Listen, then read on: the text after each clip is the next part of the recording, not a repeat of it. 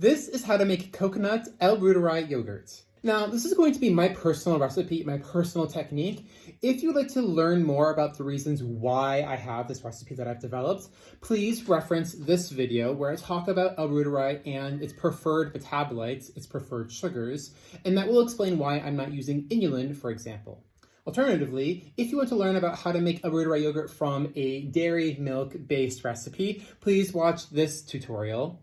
And do keep in mind that your plant-based yogurts are technically going to be different. We are doing a plant-based ferment that's measured through pH and that is gelled, quote unquote, artificially through a thickener. Whereas when you are doing a dairy milk-based yogurt, as you heat the milk and denature the whey protein, please check out my yogurt separation video if you want to learn about why dairy milk actually makes yogurt and how yogurt sets. The dairy milk whey protein needs to be denatured, and then at that denaturing point, casein solidifies and it does its own gelling. That's the reason why in plant-based yogurts, you have an added gelling thickener, and in dairy milk yogurts, you do not need to add a thickener. And as always, if you want to buy my yogurt recipe technique and it has all of its explanations, you can find that link in the description below, and in that same link, you will also be able to find my dairy-based El Reuteri yogurt recipe and also any links that may be relevant to the coconut milk El Reuteri yogurt making process. I will be using the BioGaia El Reuteri Gastrus probiotic tablets, but you could also technically do the same type of recipe with just another type of probiotic, but that will be a different video for a different day. Now, I will be making my own coconut milk because it's super easy to make. It's just coconut flakes and hot water, steeped and strained. That's literally it. Also, it's a lot, in my opinion, healthier to have it fresh than have something that's been packaged and shipped around the world. That's my personal preference. You can absolutely use pre-made coconut milk from the market, but that's your decision. Also, I'll be using agar-agar as my thickener. It is, as I was in culinary school, we used a variety of different types of thickeners to look at what does and does not work. Agar-agar has more of an easier texture, in my personal opinion. If you want to use gelatin or pectin or just other types of thickeners, that'll be up to you to make that decision. And in my master recipe, I do provide resources and thoughts about the different types of alternative thickeners that you can use. For me, personally, I'm going to use agar-agar, and it is technically 4 grams, which is about a half tablespoon per liter of milk. And so I'll be doing 3 liters today. And so I will be using 12 grams of agar-agar in my thickener for my coconut milk El Reuteri yogurt. Also, technically, if you want more of like a drinkable yogurt type of situation, you do not need to add thickener at all. This could be absolutely a drinkable fermented plant-based yogurt that you could have like this. Just you need to measure the pH to determine when it is done fermenting and then keep it cold in the fridge until you're ready to drink it. Also, last note before we get started, you absolutely must use pH strips in order to do this recipe. If you do not have them, you cannot do this recipe, and I cannot be responsible for whatever you're doing in your own personal kitchen. Do also keep in mind that your yogurt will continue to ferment in the refrigerator. The refrigerator is a fermentation slowing machine. It is not a fermentation stopping machine. If I make yogurt and I pull it at a 4.5, a week later, it might be a 4.0 in the refrigerator. So do keep that in mind and use that notion as a little bit of wiggle room to help you determine when you want to pull your yogurt. So I'm going to be doing about 3 liters of my coconut yogurt. I have 4 of these guys. They hold about 3 cups each. So 3 times 4, 12 cups. You can double half this recipe. It's really easy. Just do know that I'm going to be using, if I'm doing my tablets, I'm going to be using 1 tablet per 500 milliliters or 1 tablet per 2 cups of liquid.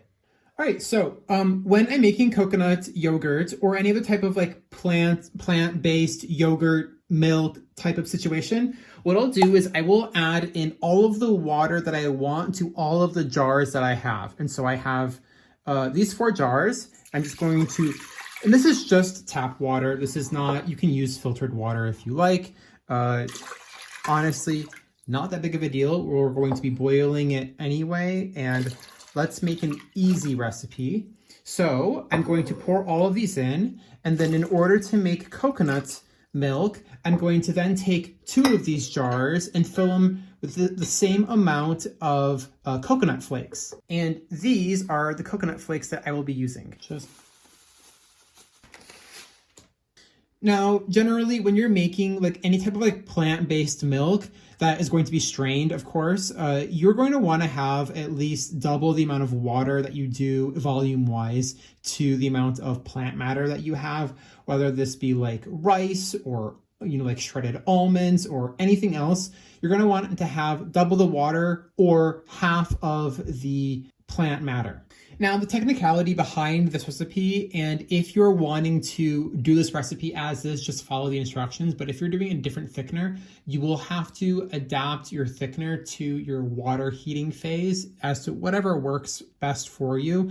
I'm using a guar, and this requires my water to be at least boiling or simmering, and in order to dissolve the powder into here. And I will just add these at that moment. We are technically making a quote unquote like herbal infusion type of like plant tea almost, with the infusion of the coconut flakes into the hot water. This will steep, the coconut flakes will steep in the hot water for 10 to 15 minutes in order to soften and release more of the fats and the minerals that are in the coconut flakes that we do want to extract, so we get that good coconut flavor. All right, so my water is starting to steam, which means it's getting up to that point where my agar-agar can dissolve. So I'm just gonna add this in, stir it up, and this will be my thickener. So what we're gonna do now, we're gonna kill the heat. All right, so adding my coconut flakes. There's 1. Oh, and I'll get all that in there.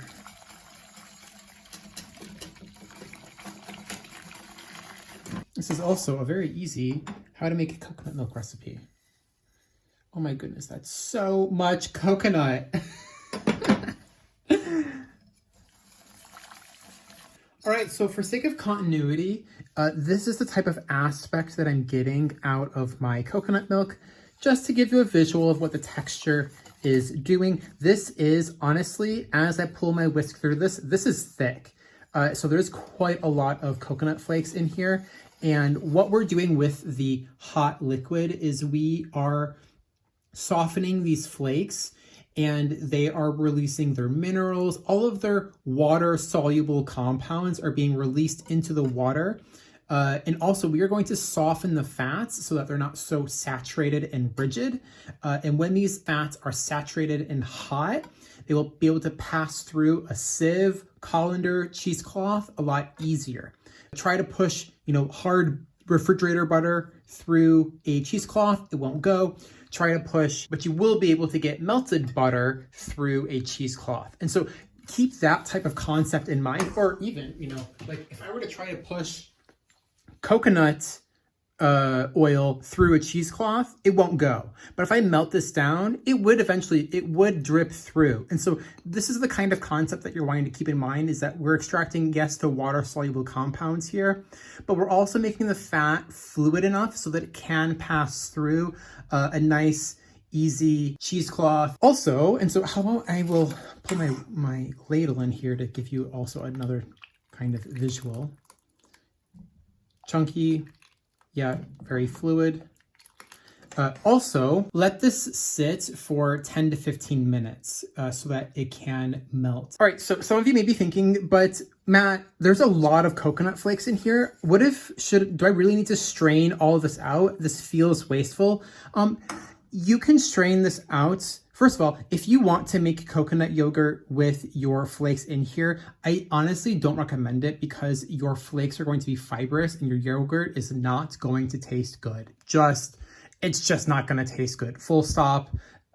Try it if you want, but you'll come back and you'll say, oh, I tried it and it did not taste good. You want your food to be yummy. If you get this gritty texture, because what we're doing is we are pulling out all of the yummy fat, yummy minerals, and you're gonna be left with this like gritty, gross type of coconut flake that has nothing in it. We can still use it for other things, but do keep in mind that it's not going to be optimal to have this dry matter coconut flakes in the actual yogurt. Yogurt is supposed to have an unctuous type of texture to it, and the coconut flakes would stand in the way of that. All right, so now I'm going to add my sugar. Let's turn on my microscale. So in my recipe, what you'll see is that for fermentation, it likes to have a 1.5 to a 3% fermentation fuel. So what that means is sugar available for the bacteria to eat. And so because I have 3 liters, usually it's about a tablespoon or 2. So I'm just gonna multiply by 3 here. And so that means I'll need to use 3 to 6. So maybe I'll do like 4 or 5 tablespoons, and then that will be also multiplied by 3, so up to 90 grams. So maybe what I'll do is about 75 grams. That would be pretty good. All right, so let's just microscale just so that you can see also. So 1 tablespoon of sugar, about 13 grams. Second, so 25, almost 26. 3, 4, so this is 5 and 6. 73. 73, honestly, good enough for me. Add this in. So with that information, now after sweetening, I always do recommend that you taste this. This should be having the very slightest touch of sweetness. And so I'm just going to pull my clean spoon through here. I want a little bit of that liquid. And it's just a very gentle sweetness.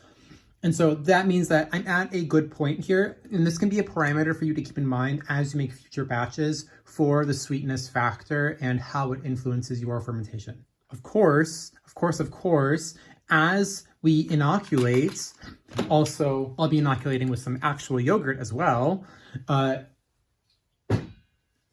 As we inoculate, the sweetness that's happening in here will diminish and it will transform into acidity because the bacteria will be eating the sugar and the bacteria will be producing acid out of it. That's why it's a lactic acid bacteria. All right, so let's do a fun experiment at the same time. So I have my BioGaia tablets, and I have my BioGaia L-Reuteri dairy yogurt.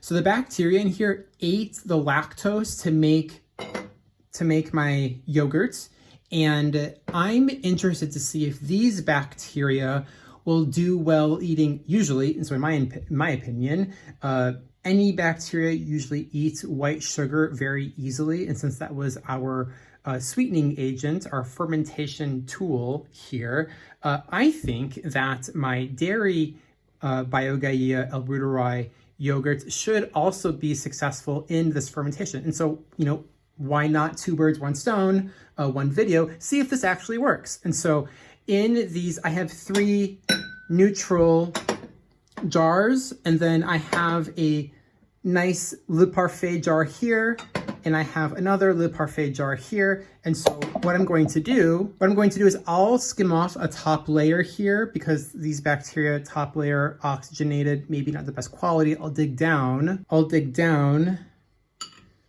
Hang on. Oh, look at this being a good ad for my other L-Reuteri dairy yogurt tutorial. So pull off that top layer just in case.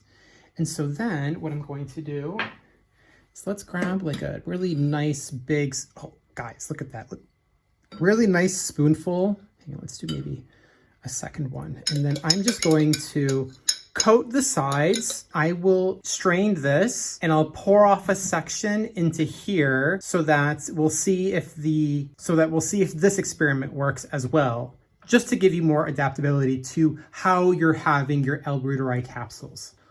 All right, so while this is still hot and the fats are more in a fluid state, we should strain this now. So let's move this back. I'll grab a big guy, one of these. I'm going to put a wet. So I like to do my cheesecloths wet just because if there's any remaining odor or anything, if there's any dust in it, it just kind of pulls it out. Grab the corners. I'm just going to start squeezing. You can hear that. It is kind of hot, but honestly, this is fine.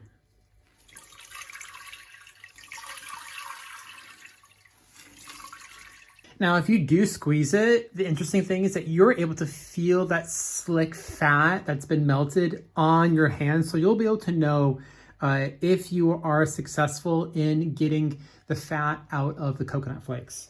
I'm just going to pour back into my original stock pot. When this hits 110 to 100 degrees Fahrenheit, I can start inoculating my probiotics. Now, know that if you are saying 110 is too hot, you need to watch my other YouTube video that I did on culturing probiotics. I answer that question in there. So to prove my point, here is the official printout of L. reuteri that I downloaded off of Backdive. If you watch my other YouTube video on probiotic culturing using L. reuteri as an example, you will see the official database for L. reuteri. And so here is the official name, and here is the taxonomy, morphology. And as we go down to culture and growth conditions, L. reuteri actively grows at 30 to 45 degrees Celsius, which is 86 to 113 degrees Fahrenheit. The L. reuteri bacteria will grow and it will not die at this temperature. Keep this in mind for everything involving L. reuteri. If you want to learn more, watch my other YouTube video. All right, so while we wait for this to cool down, let's crush up our Baiagaia gastrus capsules. I have 4 of them here for these 3 jars. I will equally divide them and I will come back with them crushed. All right, so all crushed up. What I'm gonna do now is I'm just going to pour this in here. I'm just gonna put a lid on, give it a shake. As you can see, that dusting, that powder is going to distribute some of the microbes. So let's look at our temperature.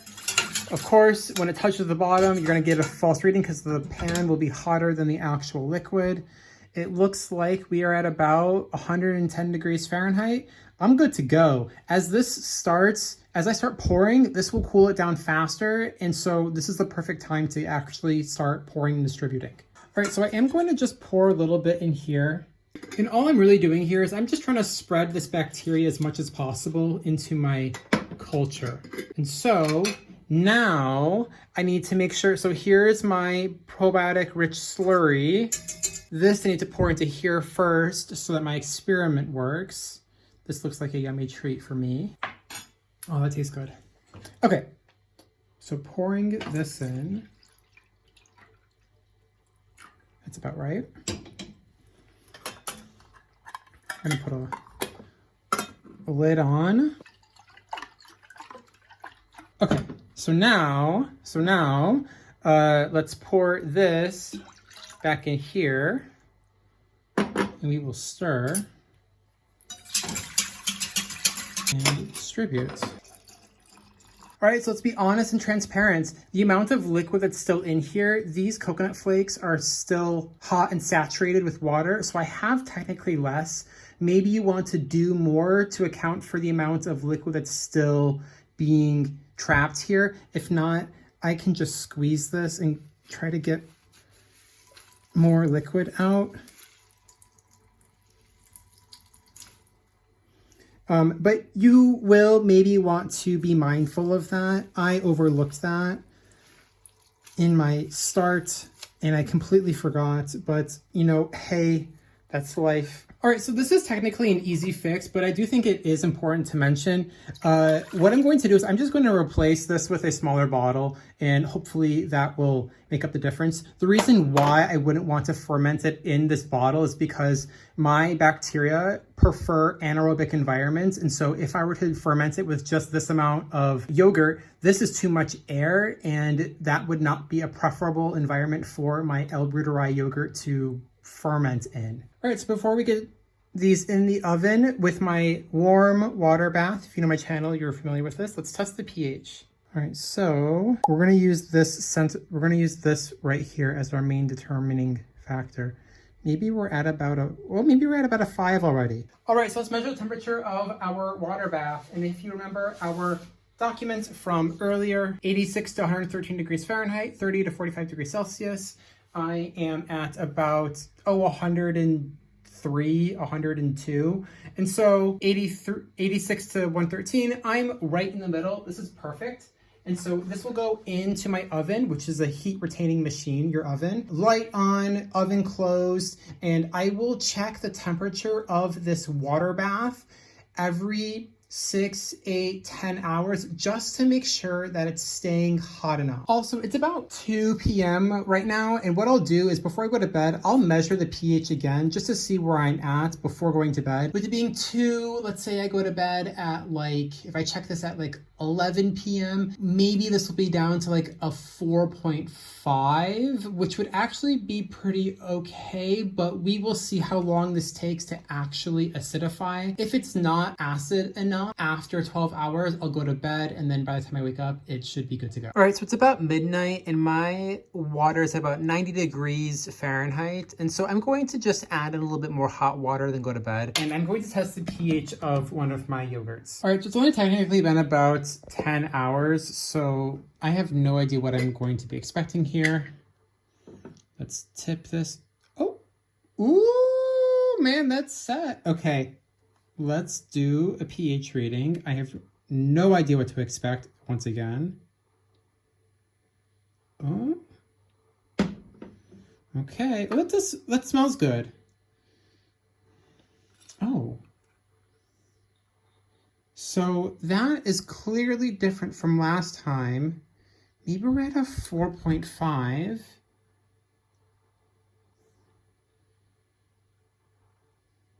Maybe we're at a 4.5 here. So clearly the pH has gone down. I'm almost considering pulling this now. This looks good. This texture, it's midnight. It's only been 10 hours. This looks good. This doesn't look like it needs any more. So honestly, critical thinking Matthew here. This spot right here is too green for this. So clearly it's not at a 5 anymore. This 4.5, knowing my bacteria population, their pH preference ranges, 4.5 is actually an excellent pH to be at. I know that we started at a 5 and it hasn't gone down that much, but the yogurt has set and the pH is at the preferred pH range. So I think I'm actually done here. So very genuinely, I did not expect to have this be done. I thought it would still be not necessarily liquid, but I don't know if the pH would have gone down farther, but this looks good to me. And so I'm gonna put this in the fridge and we'll check it overnight. All right, so with that in mind, let's look at my other ones. And I'm tipping it. Guys, this is completely sideways, not moving. Okay, that's good. Same thing here. Oh, you can see that detach a little bit, pulling from the side. Maybe I will do a pH reading of this one. So this one I inoculated with my mill strain. So hang on, let's go to the side. Oh, you can tell. All right, so good morning. We are next day. Let's scoop our Reuteri coconut yogurt. So, ooh. Now, this is going to be less, that texture is great. But that is more of a sign of the thickener that we use, the agar-agar, rather than the actual yogurt being good. And so the main parameter that we're going to look at here is my yogurt any good from the pH level? What is the pH of my yogurt? So I do want to talk about the texture really quick. This is like a panna cotta type of texture, which is completely to be expected.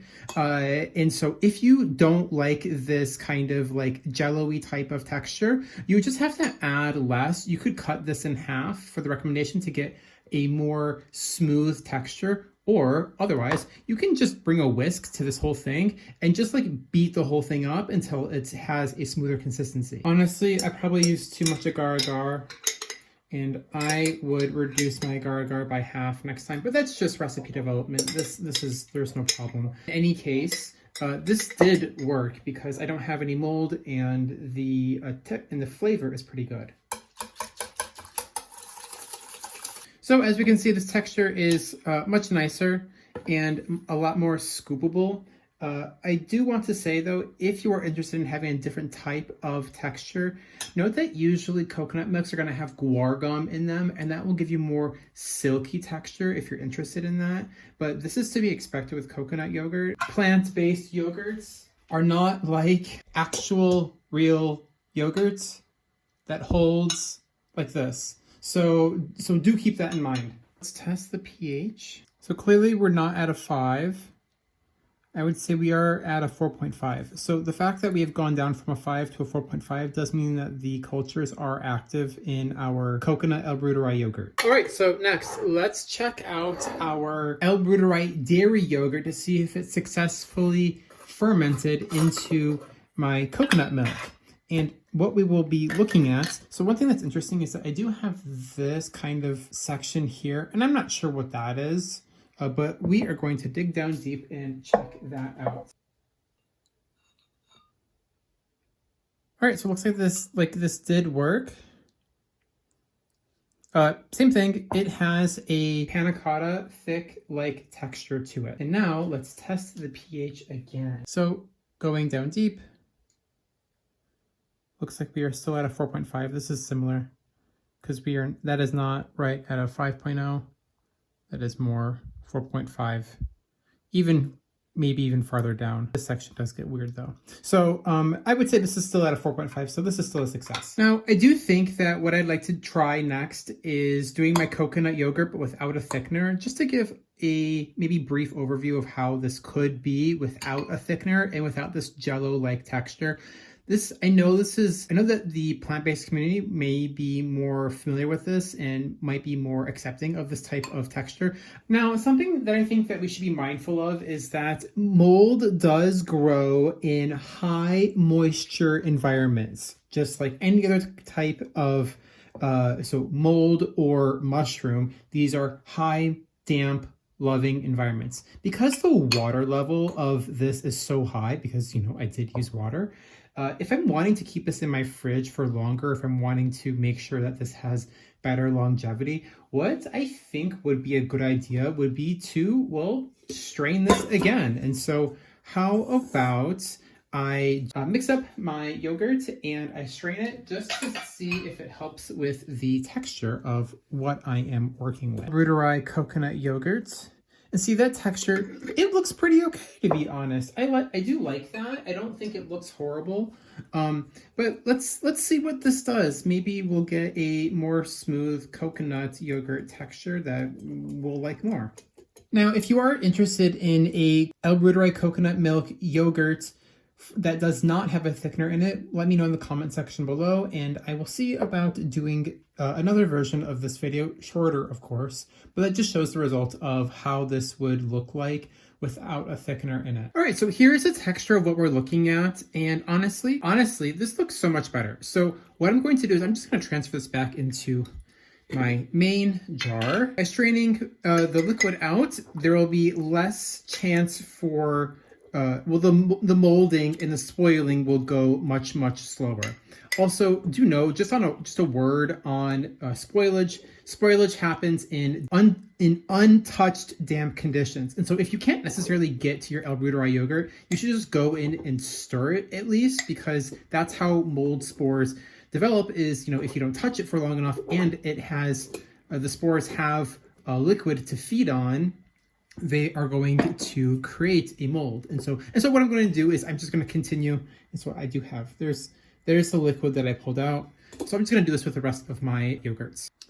What's also nice that I did not mention is that the good thing about using agar-agar, of course, if you're wanting a less jello-like texture, just use less. But there's no separation here. I don't have a layer of gelatin and a layer of coconut yogurt. I have everything all mixed in, which is honestly really good. And this, I probably could just throw this whole thing in a blender and liquefy it, and I would get probably a more enjoyable texture. But Hey, I don't feel like pulling my blender out for this. So that is how you make coconut L-Bruterii yogurt. To be mindful that if you want a different type of yogurt that has more of a creamy texture, maybe you use a coconut yogurt that already has a guar gum thickener in it. Other than that, you may get a more panna cotta type of texture with your thickener. Or if you want more of a drinkable yogurt, just do the regular coconut milk with your inoculated probiotic, and then just wait for it to ferment until it hits the correct pH, and then drink it as is after refrigerating it. You maybe want to add in more coconut cream to help thicken it up naturally, but other than that, that is how you would go about using L-Bruterii or another probiotic to inoculate coconut milk to make a probiotic-rich plant-based yogurt. Once again, and just as a reminder, because it bears repeating, use pH as your main determiner if your ferment is done, and be mindful of not going too acidic, because too acidic of an environment will have your probiotic actively dying in it. And so you want to maintain a relatively slightly acidic environment for your probiotics to thrive in. That being said, probiotics are really easy to culture, as you can see, in both dairy and plant-based mediums. Please check out my other YouTube videos for more information on that. I want to thank you so much for watching this video. Once again, my name is Matthew Cress of Cress Dietetics, and if you have questions, please ask in the comment section below. You can also find details on my process and any relevant links in the description below. And if you have content recommendations, topics that you would like for me to talk about, please also ask in the comment section below. And I want to thank you so much for watching this video, and I will see you in the next one. Bye.